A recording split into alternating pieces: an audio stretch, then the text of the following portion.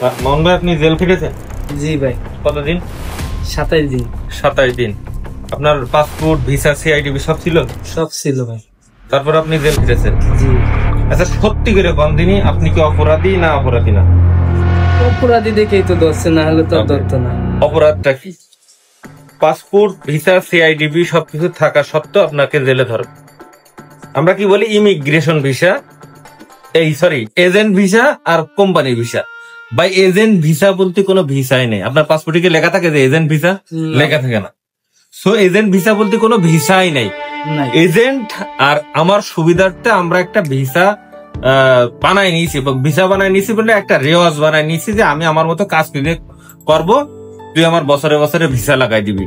গভর্নমেন্টের নিয়মে এটা কোনো ভিসাই না, এরকম কোনো নিয়মই নেই। আপনি যেই কোম্পানিতে আইছেন সেই কোম্পানিতে আপনার কাজ করা লাগবে। ওকে, এখন বেশি তথ্য আছে, আপনার কাছে প্রমাণ ঘাটতি থাকছে। বাংলাদেশ সরকার মালয়েশিয়ার সরকারের দেশে, মালয়েশিয়ার সরকার একটা শফিকুল নাম করে একটা কোম্পানি দিতেছে আপনার ভিসা, তাই তো? এবার আপনি একটা কোম্পানিতেই কাজ করছেন, এটা আনলিগাল, অপরাধ। এটা অপরাধ, এটা আপনার মাথায় রাখতে হবে। সো আপনি কাজ করছেন, ইমিগ্রেশনের পুলিশে ধরলো, এই ভাই আমার পাসপোর্ট, ভিসা, সিআইডি সব আছে, আমার তাকির আমাদের না। ধরেন ইমিগ্রেশন, আপনি তো মাইকেল জ্যাকসন না যে আপনার সম্পর্কে ইমিগ্রেশন পুলিশ সমস্ত তথ্য ঘেটে রেখে দিয়েছেন, না।